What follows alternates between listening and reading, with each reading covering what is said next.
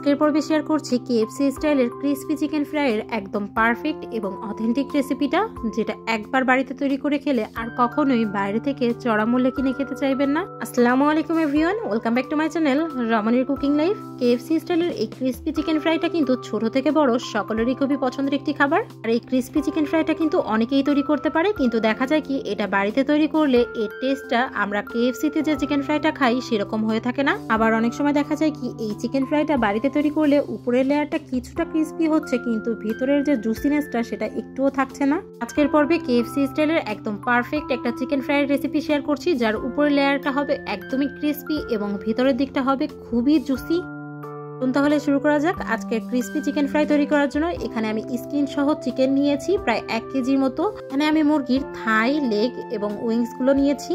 আর এখানে একটা টিপস বলে রাখি, অবশ্যই এই ক্রিসপি চিকেন ফ্রাই তৈরি করার জন্য স্কিন সহ চিকেনটাই ব্যবহার করতে হবে, পরে কিন্তু চিকেন ফ্রাইয়ের উপরের দিকটা একদমই ক্রিসপি হবে।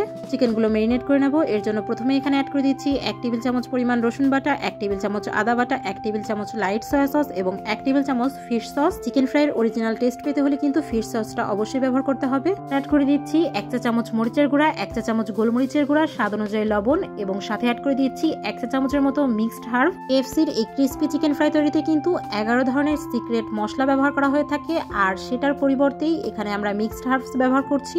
এখন সব উপকরণগুলো চিকেনের গায়ে একটু ভালোভাবে চেপে চেপে মেখে নিচ্ছি। আর সকল উপকরণের পরিমাণগুলো কিন্তু ডেসক্রিপশন বক্সে দেওয়া থাকবে, চাইলে চেক করে নিতে পারবেন। এগুলো ভালোভাবে মেরিনেট করে নেওয়া হয়ে গেলে এটা আমি একটা ঢাকনা দিয়ে ঢেকে রেস্টে রেখে দেবো প্রায় 2 ঘন্টার জন্য। আপনাদের হাতে যদি বেশি সময় থাকে সেক্ষেত্রে কিন্তু এটা ওভারনাইটের জন্য রেস্টে রেখে দিতে পারবেন ফ্রিজের নর্মাল চেম্বারে। চিকেনটা এখন রেস্টে রেখে দিয়ে চলে যাচ্ছি অন্যান্য উপকরণ তৈরি করার জন্য। প্রথমে এখানে বাটার মিল্ক তৈরি করে নেব। এর জন্য একটা পাত্রে নিয়েছি 1 কাপ পরিমাণ ফুল ক্রিম তরল দুধ, আর দুধটা কিন্তু কাঁচা। আর এখানে অ্যাড করে দিচ্ছি 1 টেবিল চামচ পরিমাণ হোয়াইট ভিনেগার। একটা চামচ দিয়ে আলতো হাতে একটু নাড়াচাড়া করে একটা ঢাকনা দিয়ে ঢেকে এটা রেস্টে রেখে দেবো প্রায় 15 মিনিটের জন্য। এই মাঝে কিন্তু বাটার মিল্ক তৈরি হয়ে যাবে। 15 মিনিট পর আমি ঢাকনাটা খুলে নিচ্ছি। আর এখন কিন্তু বাটার মিল্কটা পুরোপুরি তৈরি হয়ে গিয়েছে, দেখতেই পারছেন।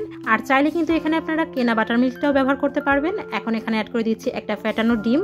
এখন একটা চামচ দিয়ে সবকিছু ভালোভাবে একটু মিক্স করে নেব, যাতে করে এখানে কোনো প্রকার লাম্পস অবশিষ্ট না থাকে। এখন এই বাটার মিল্কের মিশ্রণটা সাইডে রেখে দিয়ে চিকেন কোট করার জন্য একটা মিশ্রণ তৈরি করে নিয়েছি, যার জন্য একটা পাত্রে অ্যাড করে দিচ্ছি 1/2 কাপ পরিমাণ কর্নফ্লাওয়ার এবং 2 কাপ পরিমাণ ময়দা।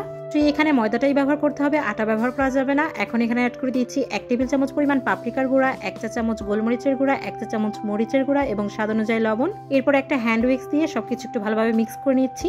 কিন্তু চিকেনটা কোট করার জন্য এই মিশ্রণটা তৈরি না করে কেনা কেক ফ্লাওয়ারটাও ব্যবহার করতে পারবেন। 2 ঘন্টা পর ঢাকনাটা খুলে নিয়ে চিকেনগুলোর গায়ে আমি মশলাগুলো আরেকবার একটু ভালোভাবে মেখে নিচ্ছি। এতে করে হবে কি, চিকেনগুলো যখন শুকনো উপকরণে কোট করা হবে, চিকেনের গায়ে ভালোভাবে শুকনো উপকরণগুলো লেগে সুন্দর একটা কোটিং হবে। এর গায়ে মশলাগুলো ভালোভাবে মেখে নেওয়া হয়ে গেলে এখান থেকে এক একটা করে চিকেন আমি শুকনো উপকরণের মধ্যে দিয়ে দিচ্ছি। আর শুকনো উপকরণগুলো এভাবে চিকেনের গায়ে উপর থেকে এভাবে দিয়ে আলতো হাতে চেপে চেপে ঘুরিয়ে ঘুরিয়ে আমি চিকেনটা কোট করে নিচ্ছি। আর দেখে নিশ্চয়ই বুঝতে পারছেন আমি কাজটা কিভাবে করছি। এভাবে আলতো হাতে একটু চেপে চেপে কোট করতে হবে। এতে করে হবে কি, চিকেনের গায়ে ভালোভাবে শুকনো উপকরণের একটা লেয়ার তৈরি হবে। এরপর আমি চিকেনটা এভাবে একটু ঝেড়ে শুকনো উপকরণগুলো ফেলে নিচ্ছি। তারপর বাটার মিল্কের যে মিশ্রণটা তৈরি করেছিলাম তার ভিতরে আমি চিকেনটা দিয়ে চিকেনটা এভাবে ঘুরিয়ে ঘুরিয়ে চিকেনের গায়ে ভালোভাবে বাটার মিল্কটা লাগিয়ে নিয়ে সরাসরি এটা তুলে আবার শুকনো উপকরণের মধ্যে নিয়ে নিচ্ছি।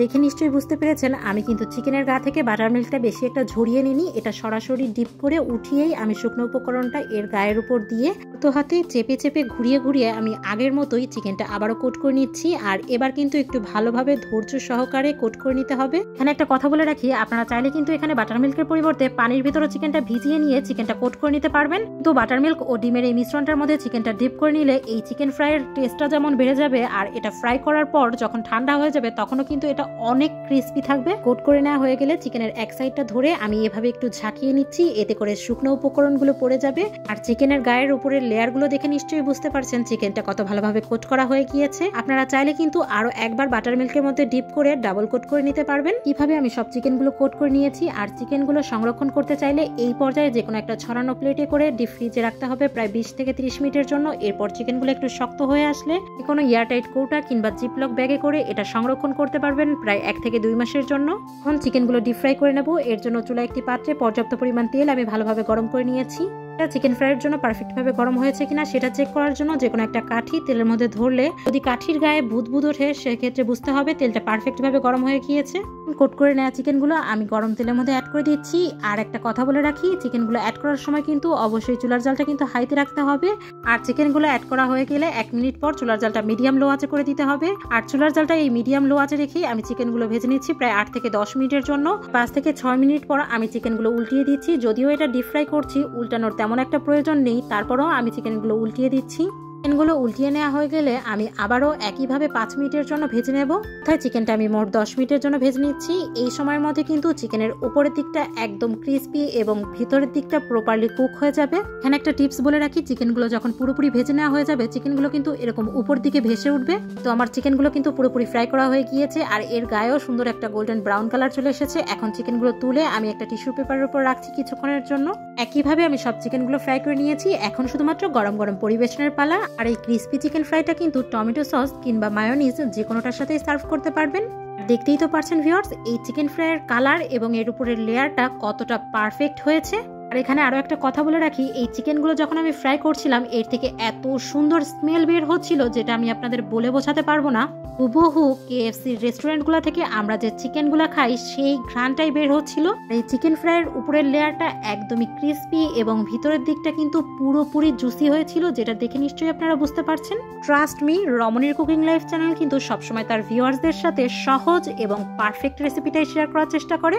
একবার হলেও রেসিপির সকল টিপসগুলো ফলো করে বাড়িতে এই ক্রিস্পি চিকেন ফ্রাইটা ট্রাই করে দেখতে পারেন। আশা করি আপনাদের খুবই পছন্দ হবে। আর বাড়িতে ট্রাই করলে আমাকে কমেন্টে জানাতে ভুলবেন না। আল্লাহ হাফেজ।